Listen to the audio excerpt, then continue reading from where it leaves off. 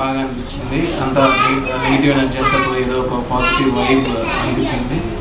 చాలా ప్లెజెంట్గా మనశ్శాంతిగా అనిపించింది. ఇంత బాగా ఈ కార్యక్రమం చేసిన సుమా గారికి, వాళ్ళ హస్బెండ్ గారికి, పటేల్ గారికి చాలా థ్యాంక్స్. నేను సహ్యాద్రి ఆశ్రమం కనెక్టెడ్ సుమంగళి మేడంకి ఈ హోమం చేసిన తర్వాత చాలా పాజిటివ్ వైబ్స్ అనిపిస్తున్నాయి. కొంచెం ఫ్రీగా అనిపిస్తుంది. అండి తను మా ఫ్రెండ్ మా అపార్ట్మెంట్లో ఉంటున్నారు. ఇలా హోమం చేసుకుంటున్నాము రమ్మంటే వచ్చాము. ఈ హోమం చేసినంతసేపు గాయత్రి మంత్రము, మృత్యుంజయ మంత్రం జపించినంతసేపు కూడా ఏ ఆలోచన లేదు. ప్రశాంతంగా అనిపించింది. చాలా బాగా అనిపించింది. నాకు ఒక పాజిటివ్ ఎనర్జీతోనే ఉన్నది మొత్తం అంతా కూడా. చాలా సంతోషంగా అనిపించింది. హోమం కూడా చాలా బాగా జరిగింది. నా పేరు అనిత. నేను అక్కడ అత్తాపూర్ నుంచి వచ్చాను. మా కజిన్ ఇక్కడ ఇలా హోమం ఇలా ఉంది అని చెప్తే సరే చేయించుకుందామని నేను వచ్చాను. చాలా బాగా జరిగిందండి. అది చేసే విధానంలో కూడా అంత వివరంగా ఎక్స్ప్లెయిన్ చేశారు, ఏది దేనికి చేస్తున్నాము అని. నేను అంతకుముందు గుడుల్లో అవి చేయించున్నాను, కానీ మనకి వాళ్ళు కంటిన్యూస్గా అవి వేదాలు అవి చెప్పుకుంటూ వెళ్ళిపోతారు. వాటి పర్పస్, మీనింగ్ ఎట్లాగా అనేది బాగా వివరించారు ఇందులో. ఈ హోమంలో చాలా బాగా జరిగిందండి. ఇక్కడ జరిగిన పాజిటివిటీ కూడా బాగా తెలుస్తూ ఉంది. ఎందుకంటే నాకు ఎనర్జీస్ తెలుస్తాయి. నేను ప్రాణిక్ హీలింగ్ ఇవన్నీ చేస్తున్నాను. సో ఈ హోమం వల్ల బాగా మంచి జరిగింది. ఈ చుట్టుపక్కల కూడా ముఖ్యంగా ఇప్పుడు రాబోయే కాలము చాలా విపత్తు కాలం అని అందరూ చెప్తూ ఉన్నారు. ఒక భూకంపాలనే కాదు, భూమాత కూడా ప్రకృతి వికృతి అవుతుంది మనకి. అది మనము గుర్తించట్లేదు. అది వాటి గురించి కూడా పటేల్ సార్ చాలా బాగా వివరించారు. మనము మారాలి, మనము మన చుట్టూ వాళ్ళకి చెప్పాలి. నెక్స్ట్ జనరేషన్కి కూడా చెప్పాల్సిన అవసరం ఎంతో ఉంది. ఎందుకంటే పద్ధతులు ఈ 2 దశాబ్దాల నెల అన్నీ మారిపోయాయి. సో అవన్నీ కూడా ఇప్పుడు మళ్ళీ తిరిగి మనం గుర్తు తెచ్చుకుని పాటించాల్సిన అవసరం ఉంది. జై గురుదత్త. నా పేరు స్నేహ అండి. నేను ఉషా వాళ్ళ ఫ్రెండ్ని. తను నాకు ఇలా చెప్పింది, గాయత్రి హోమం చేయించుకుంటున్నాను రమ్మని చెప్పింది. నేను ఇక్కడ వచ్చి హోమం ఈ ప్రాసెస్ అంతా చూస్తే నాకు చాలా పాజిటివ్గా అనిపించింది. కొంచెం టెన్షన్స్ ఉన్నాయి, అవన్నీ కూడా నాకు ఓవర్కమ్ చేయగలను. అన్నీ మనకు ఆ శక్తిని, ఆ ప్రాణాయామం చేసుకున్నప్పుడు, ఇంకా కొన్ని గాయత్రి మంత్రం చేయడం వల్ల ఉపయోగాలు ఇవన్నీ నాకు తెలిసాయి క్లియర్గా. ప్రతి అంశం కూడా క్లియర్గా ఎక్స్ప్లెయిన్ చేయడం వల్ల అన్నీ దాని విలువ అవన్నీ అర్థమయ్యాయి. చాలా బాగా అనిపించింది హోమం. Thank you. నా పేరు గీత. ఫస్ట్ టైం నేను చూడడం గాయత్రి హోమం ఎప్పుడు చూడలేదు. కానీ స్టార్టింగ్ నుంచి ఎండింగ్ అయ్యేదాకా చాలా పీస్ఫుల్ ఎన్విరాన్మెంట్ అయితే క్రియేట్ అయ్యింది. ఇంకొకసారి మనం కూడా చేస్తే బాగుండని ఫీలింగ్ వస్తుంది.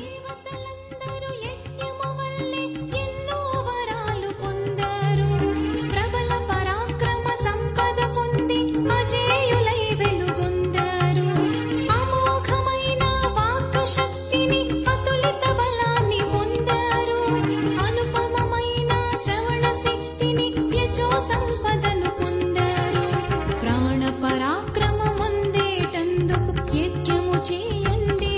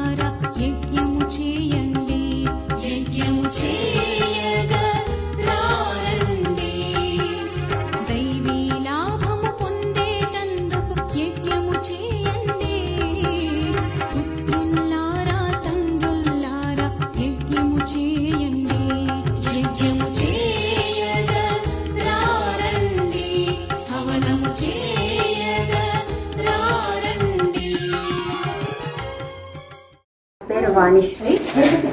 మేము గాయత్రి పరివారం నుంచి కనెక్టెడ్ ఉన్నాము. సుమంగ్లి గారితో కూడా చాలా కనెక్టెడ్ ఉన్నాము. ఆశ్రమం కూడా వెళ్ళాము. అక్కడ కూడా చాలా ప్రశాంతమైన వాతావరణంలో మా సాధనలు కూడా మేము చేసుకున్నాము. ఈ రోజైతే ఈ గాయత్రి యజ్ఞము అంటే అందరూ యజ్ఞం చేయిస్తారు, కానీ మనకి దాని అర్థం తెలియదు. ఇక్కడ ఏంటంటే మేడం అన్నిటికీ ఒక అర్థం ఏంటి, ఒక్కొక్క మంత్రానికి ఏమేమి అర్థం ఉంది, దాని ఫలితం ఏంటి, మనం ఎందుకు చేస్తున్నాము, ఎందుకు చెయ్యాలి అనేది మాకు ఒక జ్ఞానాన్ని ఇచ్చారు. అంతేకాకుండా వల్లభాయ్ పటేల్ గారు అయితే మనకి ఎలా ఉండాలి అంటే ముందు పీడికి మనం ఏమి కాంట్రిబ్యూషన్ ఇవ్వాలి, ఎలాంటి కాంట్రిబ్యూషన్ మనం ఇవ్వాలి అనేది చాలా బాగా చాలా చక్కగా చెప్పారండి.